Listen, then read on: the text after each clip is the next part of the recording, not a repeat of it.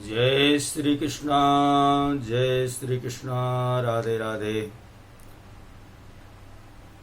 हमारे सभी भगवत प्रिय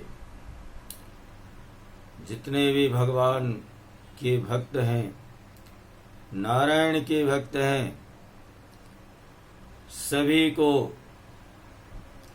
आने वाली कल के दिन धनतेरस की बहुत बहुत बधाई, ढेर सारी शुभकामनाएं। दीपावली की भी बहुत बहुत बधाई और ढेर सारी शुभकामनाएं। जो भी भक्त हमारी कथा को श्रवण कर रहे हैं, प्रभु हमेशा उनके ऊपर अपनी कृपा और आशीर्वाद बनाए रखें। जो श्रवण कर रहे हैं उनके ऊपर भी, जो नहीं श्रवण कर रहे हैं उनके ऊपर भी प्रभु का आशीर्वाद सदैव बना रहे और उन भक्तों की सभी मनोकामना नारायण पूर्ण करें। आइए हम सभी लोग आज श्रीमद् भागवत की कथा का कुछ अंश श्रवण करते हैं। आप भी श्रवण करिए, अच्छा लगे तो अपने इष्ट मित्रों में शेयर करिए, चैनल को सब्सक्राइब करिए और जय श्री कृष्णा या जय श्री राम कमेंट में अवश्य लिखें, लाइक करें। आइए हम लोग थोड़ा सा हरि नाम का कीर्तन करते हैं, उसके बाद हम कथा को आरंभ करते हैं। श्री कृष्ण गोविंद हरे मुरारी, हे नाथ नारायण वासुदेव। श्री कृष्ण गोविंद हरे मुरारी, हे नाथ नारायण वासुदेव। हे नाथ नारायण वासुदेव, हे नाथ नारायण वासुदेव। श्री कृष्ण गोविंद हरे मुरारी, हे नाथ नारायण वासुदेव। हे नाथ नारायण वासुदेव। गुरुर्ब्रह्मा गुरुर्विष्णु गुरुर्देवो महेश्वर, गुरुर्साक्षात् परब्रह्म तस्मै श्री गुरुवे नमः, तस्मै श्री गुरुवे नमः। तुमेव माता च पिता तुमेव बन्धो च सखा तुमेव विद्या द्रविडं तुमेव सर्वं मम देव देव। बोलो श्री कृष्णचंद्र भगवान की जय। आइए हम लोग श्रवण करते हैं। आज सच्चिदानंद स्वरूप भगवान श्री कृष्ण को हम बार बार नमस्कार करते हैं, उनके श्री चरणों में कोटि कोटि प्रणाम करते हैं। जो जगत की उत्पत्ति, स्थिति और विनाश के हेतु तथा आध्यात्मिक, आदिदेविक और आदि भौतिक तीनों प्रकार के तपों का नाश करने वाले हैं। जिस समय बाबा श्री सुखदेव जी का यज्ञोपवीत संस्कार भी नहीं हुआ था तथा लौकिक वैदिक कर्मों की अनुष्ठान का अवसर भी नहीं आया था, तभी उन्हें अकेले ही संन्यास लेने के लिए घर से जाते देखकर उनके पिता व्यास जी विरह से कतर होकर के पुकारने लगे, बेटा बेटा तुम कहाँ जा रहे हो। उस समय वृक्षों ने तन्मय होने के कारण श्री सुखदेव जी की ओर से उत्तर दिया था। ऐसे सर्वभूत हृदय स्वरूप श्री सुखदेव मुनियों को मैं नमस्कार करता हूँ। एक बार भगवत कथा मृत का रस स्वादन करने में कुशल मुनिवर शौनक आदि जी ने नैमिषारण्य क्षेत्र में विराजमान महामति श्री सूत जी के नमस्कार करके उनसे पूछा। सूत जी से ऋषियों ने पूछा। शौनक जी बोले, सूत जी, आपका ज्ञान अज्ञान अंधकार को नष्ट करने के लिए करोड़ों सूर्यों के समान है। आप हमारे कानों के लिए रसायन है। अमृत स्वरूप सर गर्वित कथा आप कहिए। भक्ति, ज्ञान और वैराग्य से प्राप्त होने वाले महान विवेक की वृद्धि किस प्रकार से होती है तथा वैष्णव लोग किस तरह इस भाषा मोह से अपना पीछा छुड़ाते हैं। इस घोर कलयुग में जीव प्रायः आसुरी स्वभाव के हो गए हैं। विविध क्लेशों से आक्रांता इन जीवों को शुद्ध दैवी शक्ति संपन्न बनाने का सर्वश्रेष्ठ उपाय क्या है? सूत जी, आप हमें कोई ऐसा शाश्वत साधन बताइए जो सबसे अधिक कल्याणकारी तथा पवित्र हो और पवित्र करने वालों में भी पवित्र हो तथा जो भगवान श्री कृष्ण को प्राप्त कर दे, वो भगवान को भगवान से मिला दे। चिंतामणि केवल लौकिक सुख दे सकती है और कल्प वृक्ष अधिक से अधिक स्वर्गीय संपत्ति दे सकता है, परंतु गुरुदेव प्रसन्न हो करके भगवान का योग दुर्लभ नित्य वैकुंठ राम दे देते हैं। श्री सूत जी ने कहा, शौनक जी, तुम्हारे हृदय में भगवान का प्रेम है, इसीलिए मैं विचार कर तुम्हें संपूर्ण सिद्धांतों का निष्कर्ष सुनाता हूं जो जन्म मृत्यु के भय का नाश कर देता है, जो भक्ति के प्रवाह को बढ़ाता है और भगवान श्री कृष्ण की प्रसन्नता का प्रधान कारण बनता है। मैं तुम्हें वह साधना बतलाता हूं, उसे सावधान होकर सुनो। श्री सुखदेव जी ने कलयुग में जीवों के काल रूपी सर्प के मुख का ग्रास होने के कहते हैं त्रास का आध्यात्मिक नाश करने के लिए श्रीमद् भागवत शास्त्र का प्रवचन किया है। मन की शुद्धि के लिए इससे बढ़कर और कोई अन्य साधन नहीं है।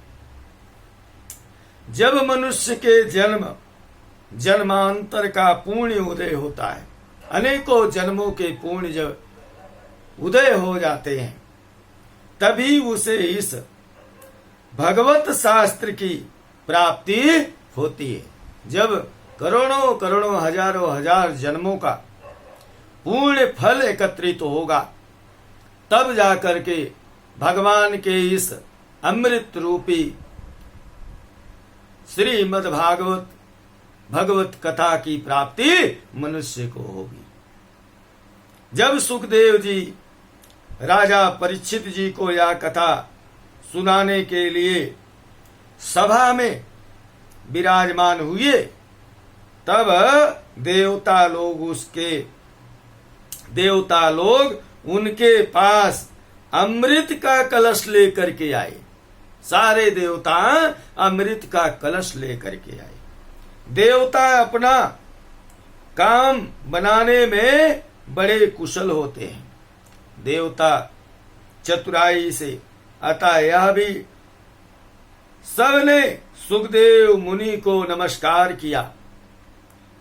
नमस्कार करके कहा कि आप यह अमृत लेकर के बदले में हमें कथा अमृत का दान दीजिए। कथा जो अमृत है उसका दान दीजिए।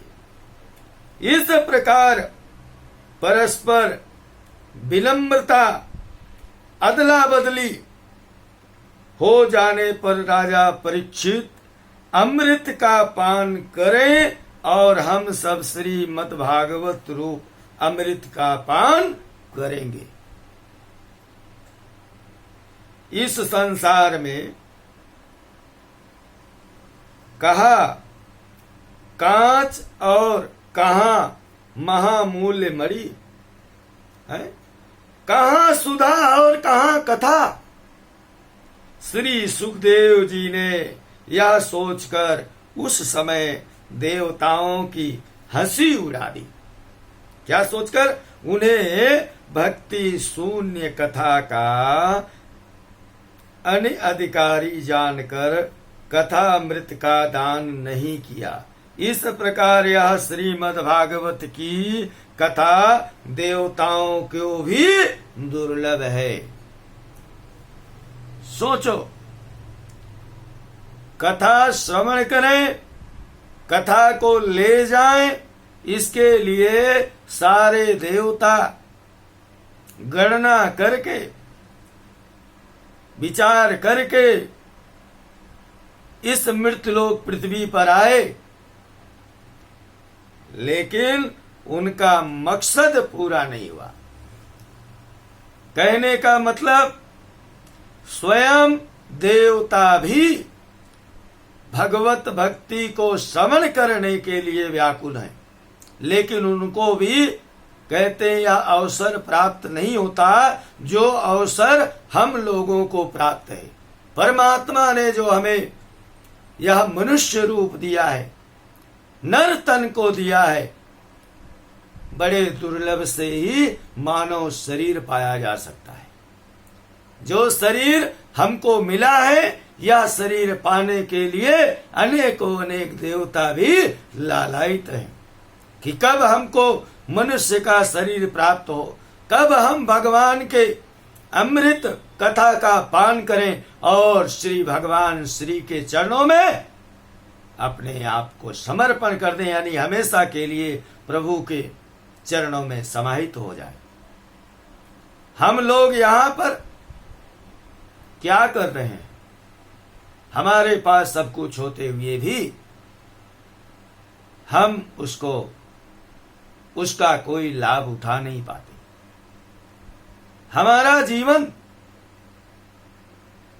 भगवान ने 100 वर्ष का दिया, 100 वर्ष जीवन हमने जिया, लेकिन आपने क्या पाया, क्या खोया, आपको पता है? जब कोई कम उम्र का व्यक्ति चला जाता है तो लोग रोते हैं, बिलखते हैं, शोक मनाते हैं। 100 वर्ष का व्यक्ति जाता है तो उसके लिए डब्बे भर भर करके मिठाइयां, लोगों को वस्तु का कुछ न कुछ जो है सम्मान के रूप में देते हैं। दादा दादी हमारे 100 वर्ष पूरा करके गए। अरे भाई, 100 वर्ष पूरा कर लिया तो क्या कर लिया, 20 साल में चला गया तो क्या कर लिया है? परमात्मा का कहना, जिस समय तुम्हें उठना चाहिए, जिस समय तुम्हें जागना चाहिए, जिस समय मेरी भक्ति करना चाहिए, उस समय तो आप निद्रा लेते रहते हो, निद्रा लेते रहते हो। ब्रह्म मुहूर्त में उठना, ब्रह्म मुहूर्त क्यों कहा गया? ब्रह्म यानी वह ईश्वर का समय है। उस समय उठ करके, जाग करके और उनकी भक्ति करें, तब यह मानव जीवन हम धन्य बना सकते हैं। नहीं तो 100 साल का भी जीवन हमारा व्यर्थ ही चला जाएगा, हम कुछ नहीं कर पाएंगे। क्यों? क्योंकि कम से कम हर व्यक्ति 50 साल तो कम से कम सोता है, और कोई ज्यादा सोने वाला हो तो दिन में भी घंटा 2 घंटा खर्राटे मार लेता है ना। और कुछ शेष हमको गृहस्थी के काम को निपटाने में है, कुछ समय हमारा आलस्य में, कुछ समय हमारा बुढ़ापे में, ऐसे करके हमारा 100 साल निकल जाता है, हम उसका कोई लाभ नहीं उठा पाते। दुर्लभ यानी सोचिए, यह शरीर पाने के लिए देवता भी लालायित है। पूर्व काल में श्रीमद् भागवत के श्रवण से ही राजा परीक्षित को मुक्ति देकर ब्रह्मा जी को भी बड़ा आश्चर्य हुआ था। उन्होंने सत्यलोक में तराजू बांधकर सब साधनों को तौला, अन्य सभी साधन तौले में हल्के पड़ गए। अन्य सब साधन, कितनी भी वस्तुएं लाओ, सोना चांदी हीरा जवाहरात मोती, हैं, ब्रह्मा जी ने तराजू के पलड़े में हर वस्तु को तौला, सब हल्के पड़ गए। अपने महत्व का कारण भगवत ही सबसे भारी। भगवान का जो श्रीमद् भागवत कथा है, वह हर वस्तुओं के ऊपर भारी पड़ गया। यह देखकर सभी ऋषियों को बड़ा ही विस्मय हुआ। उन्होंने कलयुग में इस भगवत द्रुप भगवत शास्त्र को ही पढ़ने सुनने तत्काल मोक्ष देने वाला निश्चय किया। सप्ताह विधि से श्रवण करने पर यह निश्चय भक्ति प्रदान करता है। पूर्व काल में इसे दया परायण सनक आदि ने देवर्षि नारद जी को सुनाया था। सनक आदि ने देवर्षि नारद जी को सुनाया। यद्यपि देवर्षि ने पहले ब्रह्मा जी के मुख से इसे श्रवण कर लिया था। ब्रह्मा जी ने पहले ही देवर्षि को यह कथा सुना दिया। तथापि सप्ताह श्रवण की विधि तो उन्हें जो सनक आदि हैं उन्होंने ही बताई। सनकादिक आदि ऋषि। सौनक जी ने पूछा, सांसारिक प्रपंच में इससे मुक्त एवं विचारणशील नारद जी का कहते हैं सनकादिक के साथ संयोग कहाँ हुआ, संयोग कहाँ पर बना, और विधि विधान के श्रवण में उनकी प्रीति कैसे हुई। सूत जी ने कहा, अब मैं तुम्हें यह भक्ति पूर्ण कथा नक सुनाता हूँ, जो श्री सुखदेव जी ने मुझे अपना अनन्य शिष्य समझ करके जान करके एकांत में मुझे उन्होंने सुनाया था। एक दिन विशाल पुरी में वह चारों निर्मल ऋषि सत्संग के लिए आए हुए, वहां उन्होंने नारद जी को देखा। नारद जी को देखा ऋषियों ने। सनकादि ने पूछा, ब्राह्मण आपका मुख उदास क्यों है? आप इतने उदास क्यों दिखाई दे रहे हैं? आप चिंतातुर कैसे हैं? आपको चिंता ग्रसित कर रही है, इतनी चिंता में क्यों डूबे हुए हैं? इतनी जल्दी जल्दी आप कहाँ जा रहे हैं? और आपका आगमन कहाँ से हुआ?